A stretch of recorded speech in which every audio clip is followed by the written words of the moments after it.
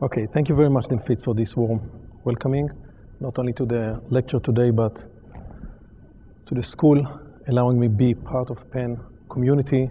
And I must say I've visited few places before, but never experienced such a warm welcoming to the community of the school. So thank you very much. Is this here? This is okay, but probably the volume needs to be increased. And here. Okay. Here? So.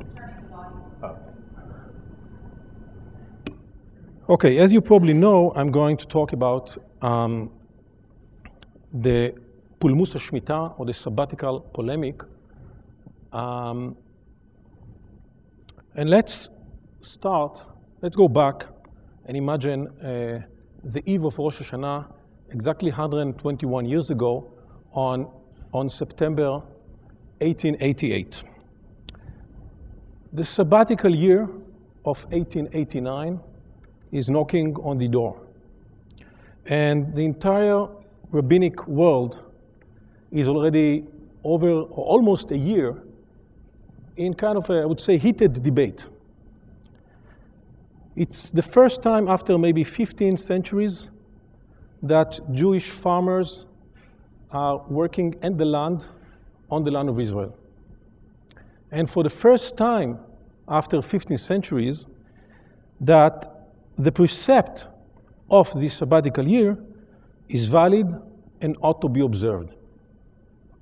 The sabbatical precept is a sabbatical that is valid only in the land of Israel. Jews have not been living in the land of Israel for centuries and certainly have not been working the land.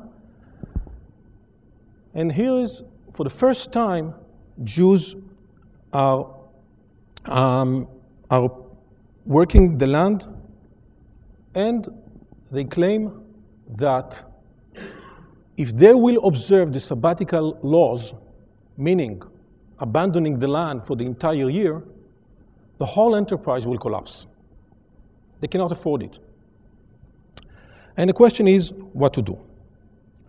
Now, if any one of you follows the Israeli media, knows that last year, not the year that just ended, but the year before, was another sabbatical year, 120 years later than this one.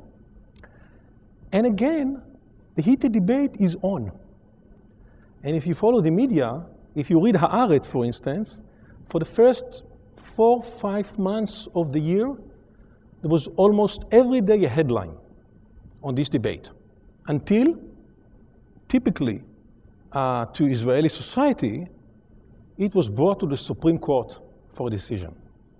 It wasn't brought in 1888 to the Supreme Court, but in 208, the Supreme Court of the State of Israel issued a decision that the chief rabbinate of the state have to follow the solution that was achieved 120 years ago. This was a court decision. So what is this polemic about? Why has it lasted for 120 years? We know that the Jewish world in the land of Israel, or maybe the religious world, or what we call the Orthodox world, name it as you want, had split at the middle of the 20th century into two groups. We call them ultra-Orthodox versus National Zionism, or religious Zionism versus Orthodoxy, or Haredim, whatever, again, name it whatever you want. But we know that Orthodoxy at the land of Israel, or in Israel, is split into two groups. And what I want to show, or try to convince you in this lecture, is that this split is not only a social split, but the roots, or the beginning, the first step of this split was taken in this halachic or Jewish legal controversy. And that the roots of the split are basically headed in the philosophy of the law, or philosophy of the halacha, as we will see part of this controversy. So in the center, or in the heart of our discussion, we will see Rabbi Kook the father, the first Rabbi Kook, Rabbi Kook is well known for his breakthroughs in Jewish thought and Jewish philosophy. He's, no question, one of the most interesting and important thinkers in the 20th century. But his philosophy is influenced his legal decisions. Now, scholars have been looking into his legal decisions in the last decade or so, and I want to take another step into that. Now, I'm not talking about the fact that he supports the idea of Jewish settling in the land of Israel, and because he supports the idea of settling in the land, he looks for leniencies in order to help the settlers. This is obvious, and this is not what I'm talking about. Again, I want to show that in his decision or in his writings over this polemic or over the sabbatical polemic, he differentiates himself from few major ideas of orthodoxy as it stands at the end of the 19th century. And that his opposers understand that very well, and that's the heated debate is all about. He's actually differentiating himself, and I'm saying, as I said, and conscientiously creating a new stream in Jewish law. Again, scholars that have looked at Rabbi Kook's halachic decisions have asked themselves, is his decision here over the Shemitah polemic unique one? Because in many other questions that came afterwards, again, that the settlers asked and for leniencies, he refused. He was very radical, actually. So scholars are confused. Some say he wasn't really Zionist. Some say he didn't really support the settlers. Some says he had regret. I hope to suggest a solution or an explanation that will put all those decisions together. So let's start from the beginning. This is a quote from Leviticus. The Torah commends on a sabbatical year in a variety of places. This is a great idea, right? What could bring me here if not a sabbatical year? Once every 7 years, you take off, you don't work. And it's representing a society that is willing to trust on God, once in a while, abandon the land, rely on God. It represents an idea of equality. The land is open. The poor man can come in and take the fruits. And other great ideas. But, as I said, it wasn't observed for 15 centuries. Now, what is the effect of the fact that it wasn't observed? We know from Jewish tradition that it's not the only precept, it's not the only law that is very difficult to observe. There are others. Some Jews have learned how to deal with them, how to circumvent them, found solutions. You can take the famous example of taking interest. This is impossible to observe this law. The economy cannot work. It's already an ancient law that found a way to get over it. Some other laws, Jews have learned to sacrifice themselves for that. Shabbat is the most maybe important example. But if you have a law that you don't observe it, you don't deal with it, you don't learn how to circumvent it, and you don't learn how to observe it. That's the problem. Now, again, in Jewish tradition, when you have a precept that is not being observed, you still study it. You still talk about it. You still learn it. Now, if something like a great idea like the sabbatical year is part of your discourse, is part of what you learn, but you don't have to observe, it doesn't cost you anything to talk about it and say what a great idea it is. So in the Middle Ages, there's a lot of talks about the utopian Jewish society with the idea of sabbatical year. And here comes the utopian Jewish society with the idea of sabbatical year, and the settlers claim, as I said, the end of the 19th century, the first sabbatical year that we have settlers, the 1889, we have 7 settlements, and each one of them claim that they cannot observe the sabbatical year, they will collapse. Now, historians again claim, or some historians claim, that this might not be true, that maybe they could survive. How could they survive? Maybe they were all supported by the Baron Rothschild, so he could put his hand, a little deeper into his pocket and give some more money, and they could survive. That might be the case, might not be the case. But the case that was brought in front of the rabbis was that they will collapse. This is what the rabbis take for granted when they are discussing this issue. So, if that's the case, so Jewish law and settling in the land of Israel do not go together. If you support the settling in the land, the idea of settling in the land of Israel, you have to waive the law. If you want to observe the law, you have to forget about the settling. So the anti-religious or the anti-halachic streams within the early Zionist movement claim victory. Jewish law is outdated. The anti-Zionist streams within the Jewish world also claim victory. You see, if you can't observe Jewish law, it means that this idea is inappropriate. And we should wait for the day to come that will bring us back to our land, and we should sit and wait. So, and the integration idea does not prove itself. But this is only the beginning. As the Zionist enterprise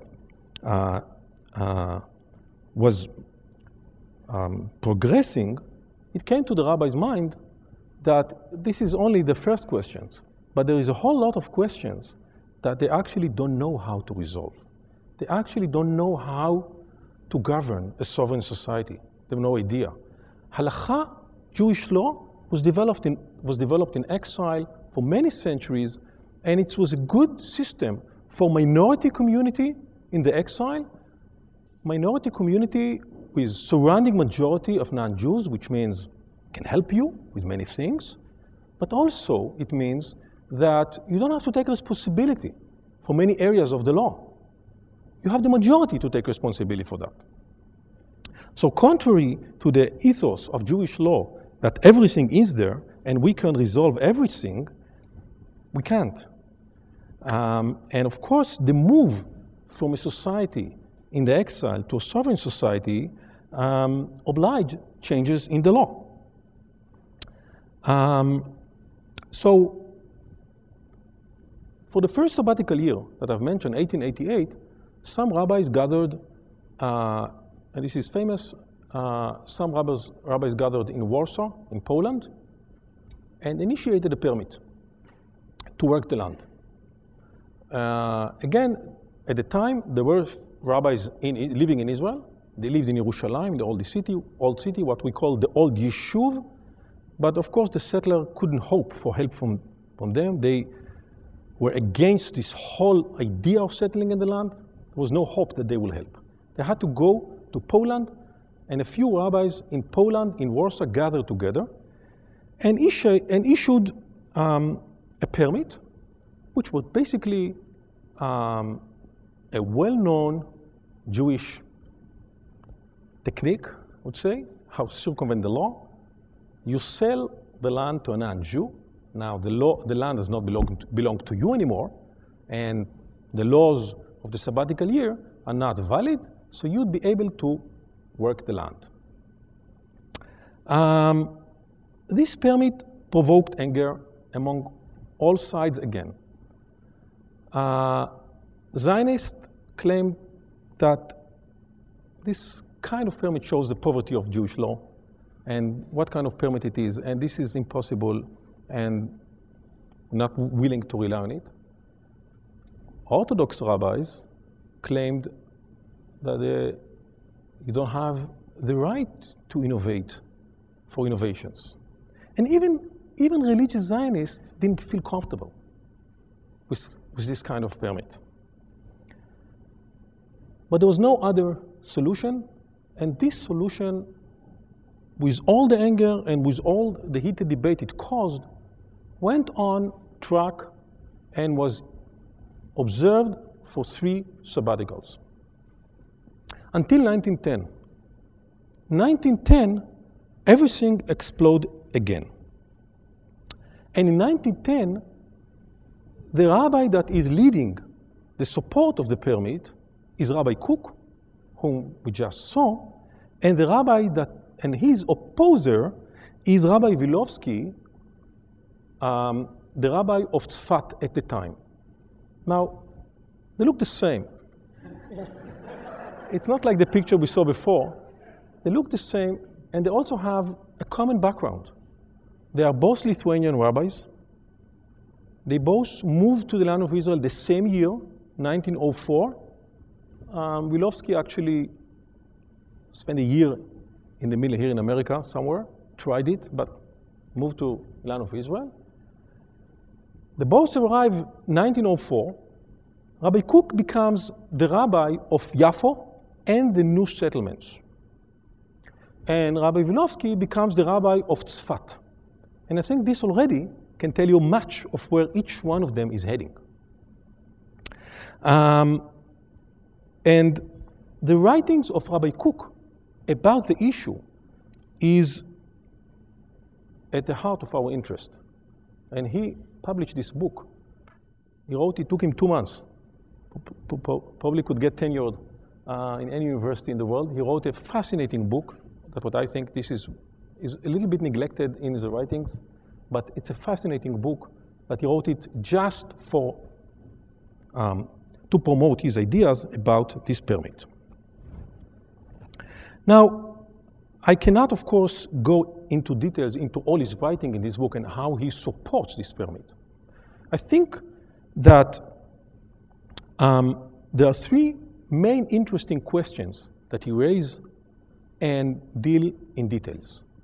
And this is one, how do we relate to the fact, to the discomfort that the evasions, such kind of evasions, selling the land to a non-Jew in order to work it. We came back to the land in order to sell it to a non-Jew, in order to circumvent the law that we want to revive.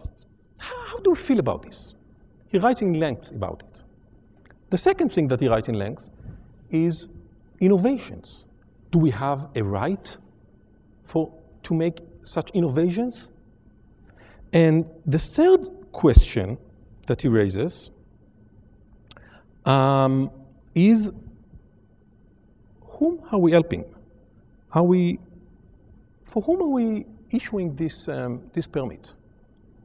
We have to remember that we are now in 1910.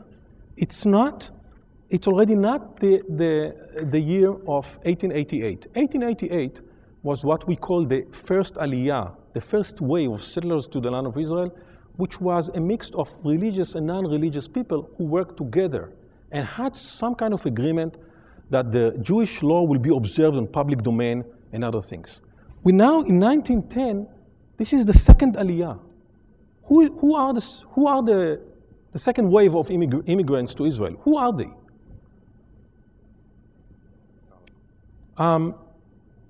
Socialists, anti-religious, who really don't care so much if Rabbi Kook will issue a permit or will not issue a permit. They don't care about it. For them, working the land is it's their ideology. They will work the land in a sabbatical year in any case. And so why issue a permit if your audience don't really want it? I think that this third question is the most important question which I want to focus on. Maybe to the first 2 we'll get later on in the discussion. But I want to focus on the last question. And I want to show how in this question, or want to try to claim, how in this question, helping the transgressors, Rabbi Kook differentiates himself from Halakha, 19th century Jewish law, or 19th century Orthodoxy. And in order to prove that, I have to step back a little bit and talk for a few minutes about Jewish law in the 19th century. And then I'll come back, and I will try to show how he stepped out of it. So it is well known that Orthodoxy in the 19th century, which stood against the new streams, I would say secularism, reform movement, all the new streams of the 19th century, had two, I would say, two main claims or twofold of innovations. One is the prohibition against innovations. This was the greatest innovation, prohibition. Chadash asur min haTorah, innovations are prohibited. And the second one, attitudes towards the transgressors. What is our attitude towards the transgressors? This is a new question, and I will explain why. And again, scholarship of Orthodoxy, the study of Orthodoxy in the last decade, I think, moved seriously to look into the second question, while before, the study of Orthodoxy focused mainly on the first issue. So, and again, I think that in those two questions, Rabbi Kook differentiated himself.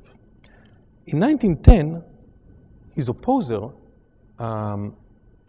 Wilowski, the rabbi of Tzfat, suggests to Rabbi Kook, a few months before the sabbatical year, let's travel together to Europe. What for? Well, let's collect money. Collect money for the settlers. Let's collect money for the settlers, and then this money will help them to observe the sabbatical year. And Rabbi Kook writes him back a letter immediately and tells him, no problem. We are going together to Europe to collect money. But I have one condition. Before I go on the boat, you will sign the permit. If you sign the permit, I'm coming with you to collect money for the settlers. Now the question is, why is that so? Why insisting that Wilowski will sign the permit? And Rabbi Kook is in his letter, is writing the following. Maybe someone will read it for me. It's difficult from here. Perhaps we will be able to provide help to the owners of the field, right? Can someone read it for me? It's difficult for me. Chaim, will you read it for me? Press the button. Perhaps we will be able to provide help to the owners of the fields, vegetable gardens, and olive trees, and individuals who own vineyards and orchards who have the fear of God in their hearts and wish to observe the sabbatical year with self-sacrifice. But this is currently not possible for the general population. So he cares about I highlighted general population. Now, why does he care about the general population? And what does it mean that he cares about the general population? What does it mean? They don't care. So does he want to create the law in a way that even though they want to transgress the law, they will not? Does it have any meaning? Religious meaning? Does it mean anything? Why does he do it? Why does he do that?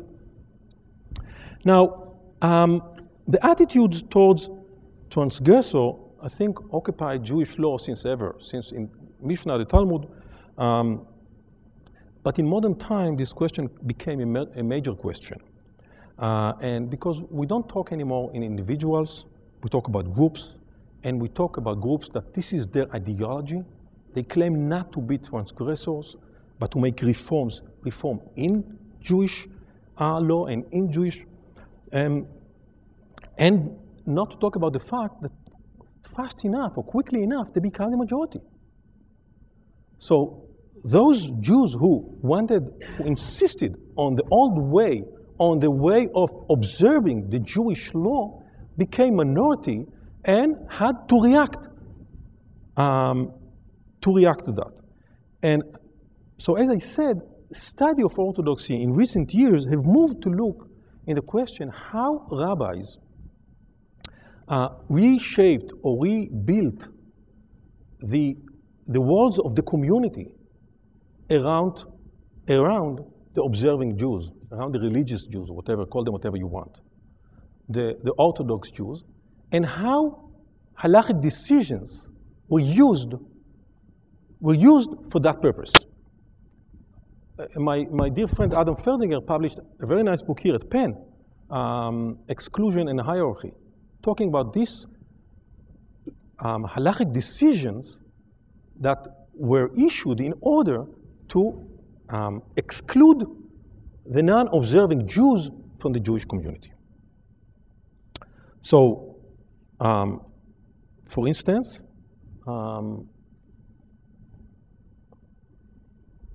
please, can you read it for me? Just impossible from here. One who desecrates the Sabbath is separate from the congregation of Israel, and is judged as one who has left the religion, as neither a Jew, nor a Christian, nor a Turk. It is therefore forbidden for any Jew to eat in his house, and as if his name has been erased from Israel until he returns to God and he has his mercy on him. He must be separated and excluded from the congregation of Israel. He has no religion, and he is invalid to serve as a witness or for an oath or for any other matter, and the meat that he slaughters is forbidden, and all of his food and drink must be considered forbidden because he has forfeited his trust. So this is a responsum from Khatam Sofer, well-known Orthodox rabbi. We call him the founding father of Orthodoxy. And he's actually saying something which is a tremendous, unexpected words that he's using. His name has been erased from Israel. He redefined the Jewish community. Only those who are in my camp are part of Jewish community.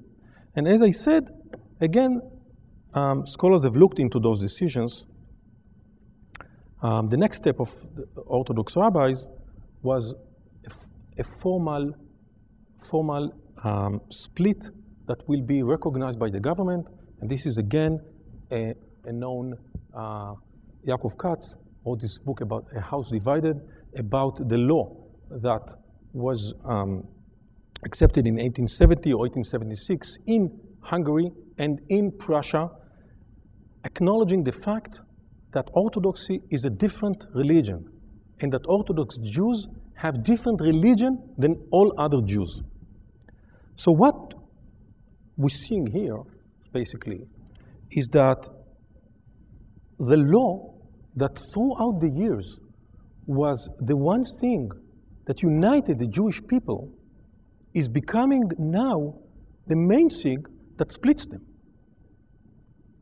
Those who observe the law are in, and those who don't are out, according to the Khatam Sofer and his followers, and Rabbi Hirsch, who is known for founding Neo-Orthodoxy, was the one who is the power behind this official split that will be accepted as law in the government in Germany, in Prussia, but also he was behind what's going on in Hungary. Now, of course, not all rabbis are as extreme. Some are moderate.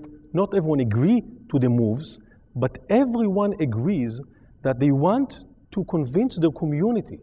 I mean, all the Orthodox rabbis agree that they want to convince their community that there is, at least to be aware of the fact that there is a split and that there is a hierarchy and there are those who are in and those who are out. The concept of entire Jewish world, the concept of what we call Klal Israel, is basically lost. But I think, and now this is something that I want to add to what we know, I think that there is a furthermore step that the rabbis took in 19th century that it's very important to look at. And I have the impression that the study of Orthodoxy is not fully looked at it.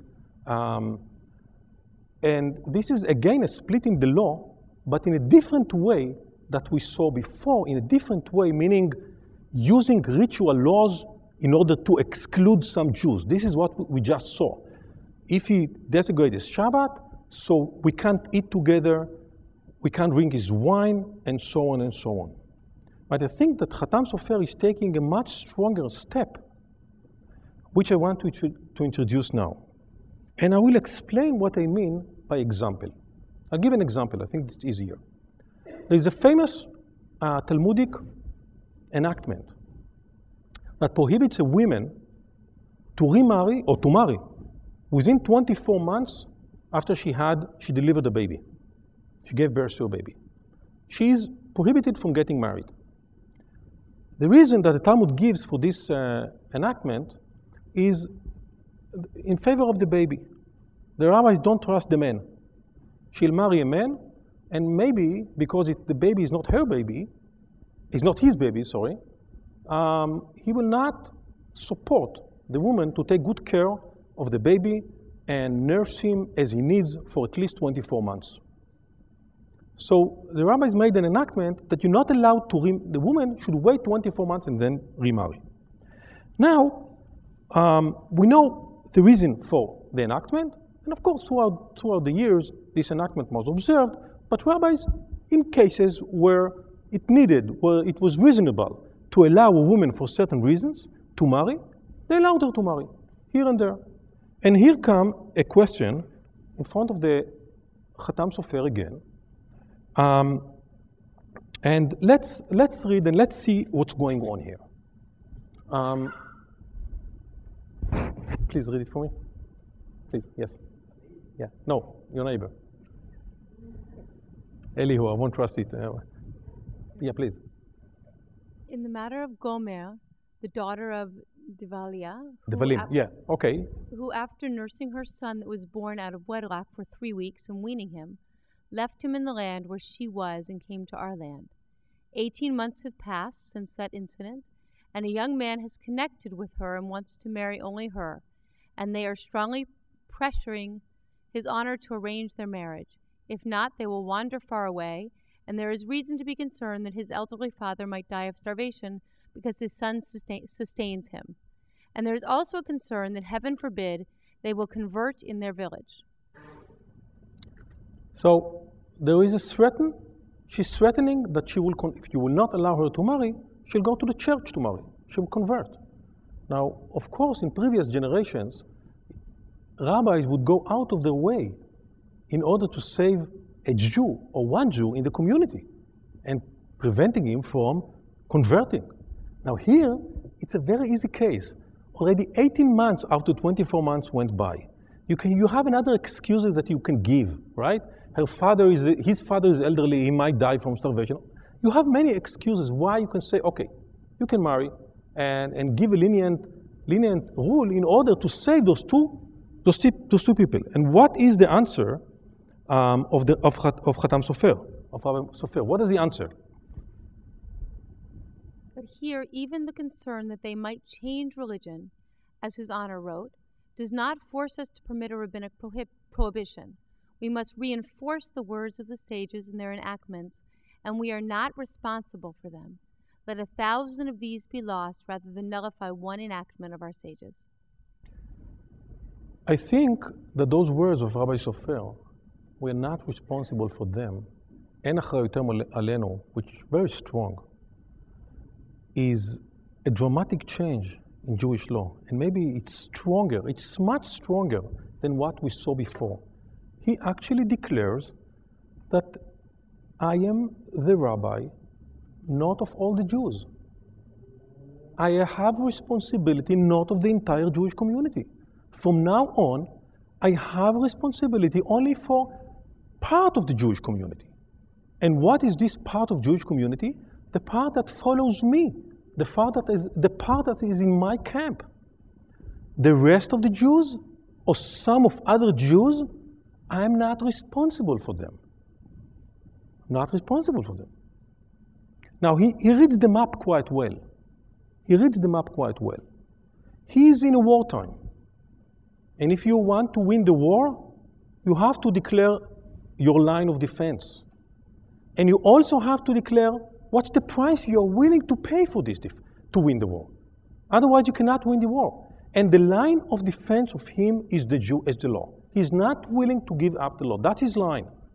And he is willing to sacrifice for his victory some of the Jews. But who are the Jews that he's willing to sacrifice? These are Jews that he believes that they are lost anyhow. If someone is threatening that she's going to convert, we lost her anyhow. So we rather keep the religion, keep the laws, and not keep her inside. In another place, he has the same thing, maybe even stronger. It's the same question, the same problem, and what does he write? And what is she to us? What is she to us? Now, just in order to convince you that I'm reading those letters of Khatam Sofer, those responses of Khatam Sofer, that I'm reading them properly, let me bring you another case that was born in front of him. Exactly the same question, exactly the same problem. Again, a woman that wants to remarry, and let's read that. In the end, her husband died, leaving her pregnant, and she gave birth. She is poor and destitute with 5 children and without support, even a place to live. Now, God made it happen that one of the exalted figures among the abundantly wealthy men of the city wants to marry her in his old age in order to fulfill the commandment to have children, since he does not yet have progeny. And he wants to spread his wings over her brood and to give her and her children an inheritance after 100 years with God's grace. Now he is asking from the goodness of his heart if he may marry her during the period of nursing her baby, to save the woman and her children from dissolution. Now, this is the question. We don't know his answer yet. But I highlight the words that I think he's preparing us to the answer that he's coming up to with, which will be a completely different answer from the ones we saw before. He described the story with so much empathy and softness.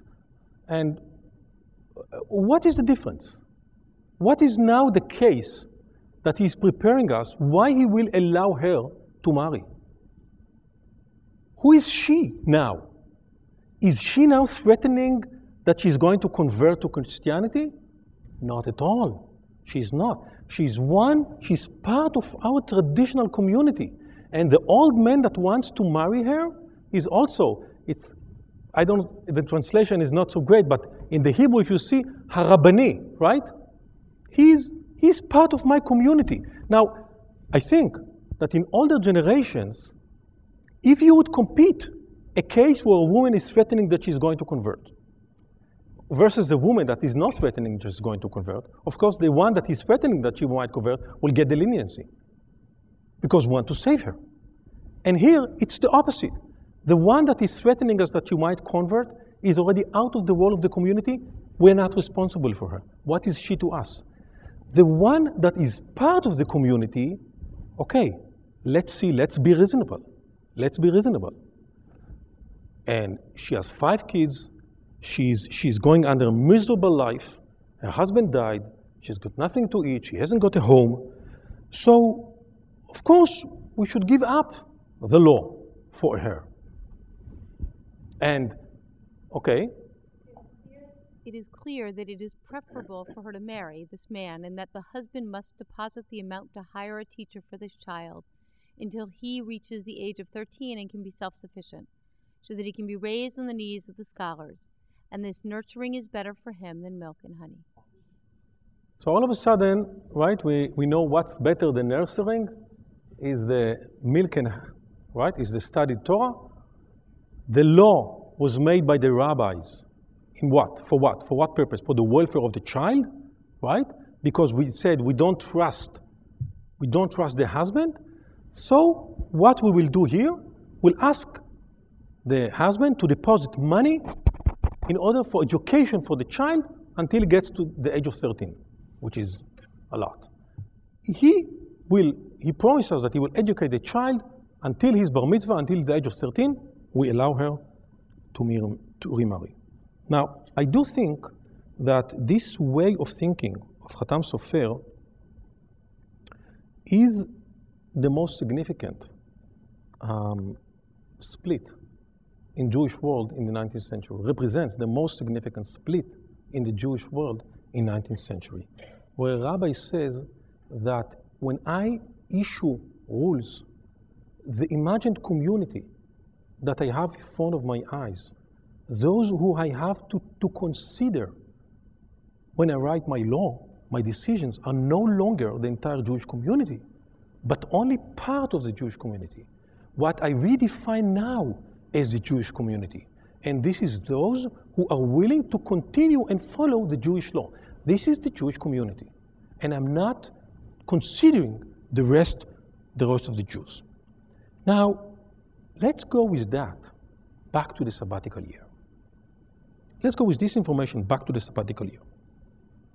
We mentioned at the beginning that the opposer of Rabbi Kook, the Ridbaz, Milovsky, wrote him and said, let's go and collect money for the settlers. And Rabbi Kook said, I will come with you only if you will sign the permit prior to our journey.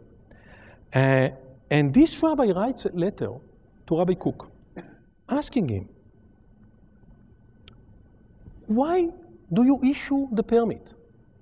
Why do you care about the wicked people?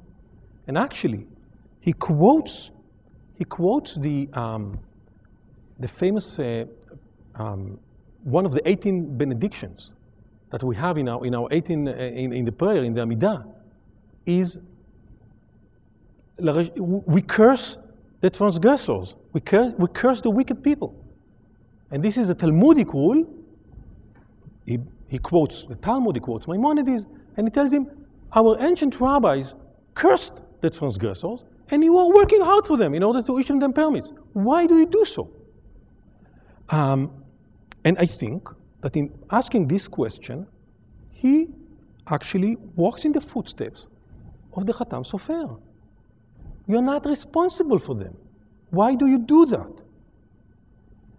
And Khatam Sofer, and Rabbi Kook writes to him back this letter.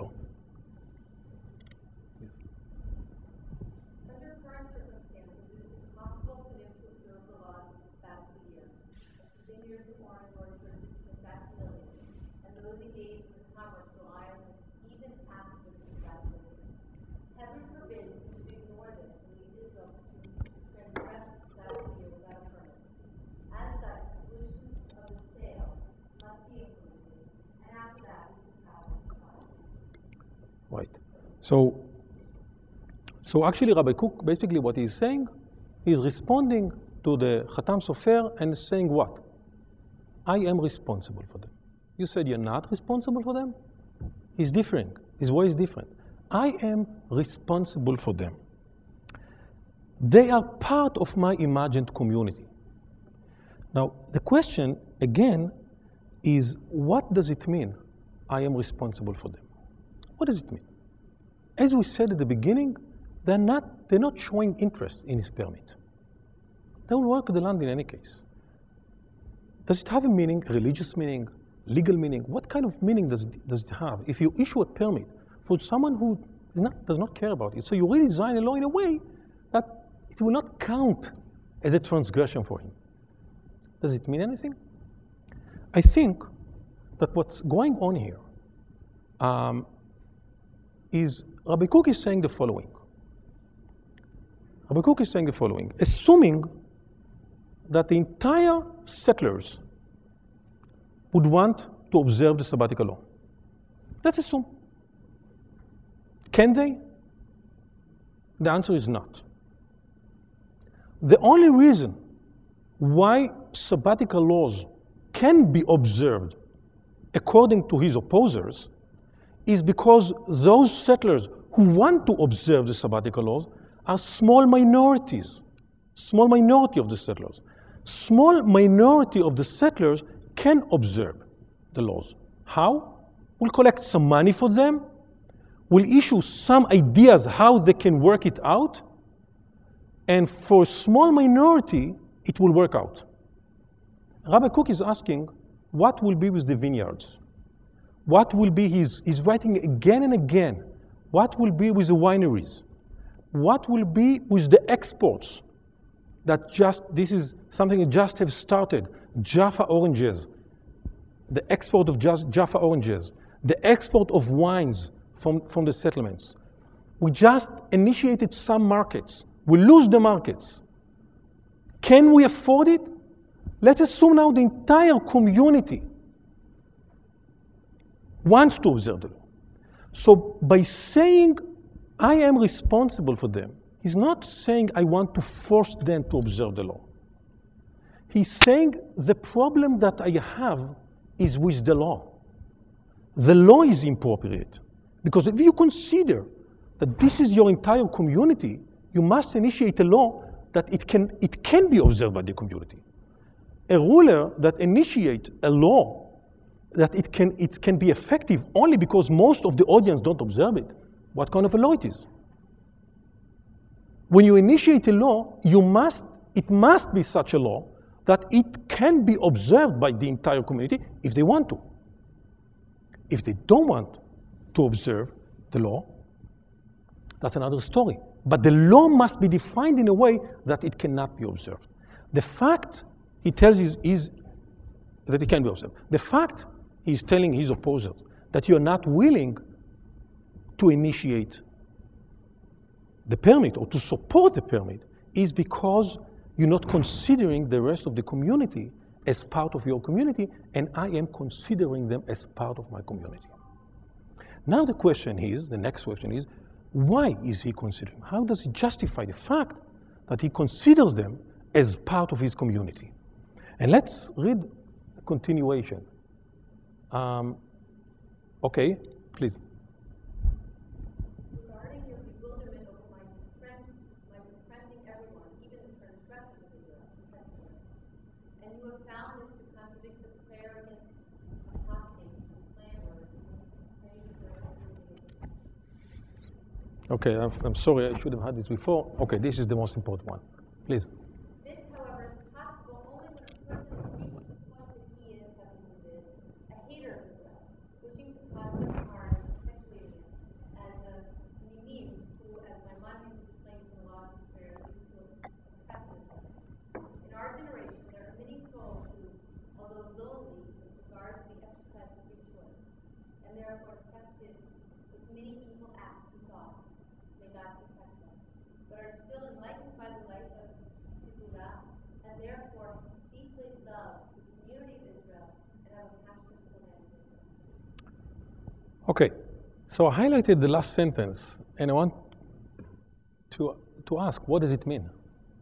We said that the law, which was the one thing that united the Jewish people through the generation, became the very fact that splits them. Now, Rabbi Kook now suggests a new definition of what unites the new people. He suggests here what makes the new imagined community. It's not those who observe the law, but those who what?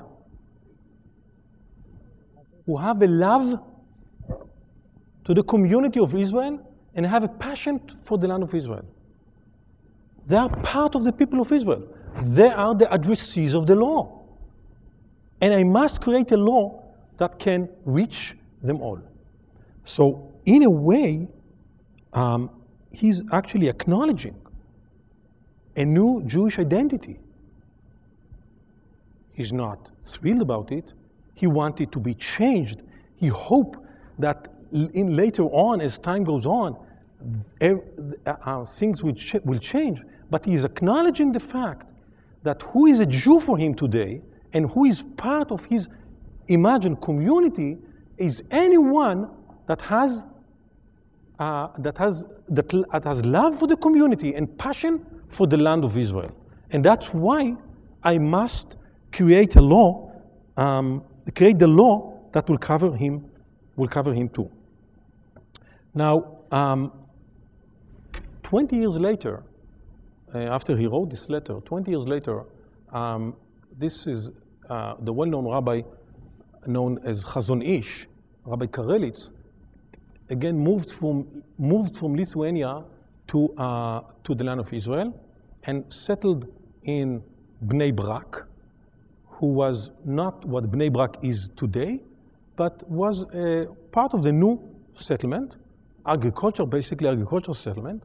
He was an unknown figure at the time, but very fast he became the rabbi of the religious or the Haredi settlers. So, contrary to Rabbi Kook, to Rabbi Vilovsky, who lived in Tzfat, Karelitz versus Kook are both leaders of agriculture communities. They're both audience are agricultures that asking them what to do. Now, Karelitz is writing again a whole book against Rabbi Kook, against the permit, and try to knock down every one of Rabbi Kook's support and each one of Rabbi Kook's arguments.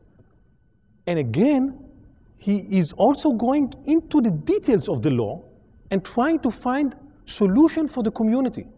He has community in front of his eyes, but it's very clear that the community that he has and the solution that he's suggesting are good enough solutions for those three kibbutzim that he has in front of his eyes. This is what differs between them. Who stands in front of your community? So the two orthodoxies that we started with, the split between two orthodoxies, and I said that it's not only social issue, but it has a deep meaning in the idea, the concepts of Jewish law, or the concept of what is the Jewish community. I think it starts here with the very first time where Rabbi Kook is redefining the Jewish community as not those who are observing the Jewish law, but rather those who have love for Israel. And maybe this is a promo to the debate that has been going on in Israel for not a century, but almost a century, 60, 70 years. The requirement of the religious community from the state allow us to live according to our laws, leave us alone basically, allow us to be what we are, versus the requirement from Jewish law make such a law that will allow the state be a state according to Jewish law.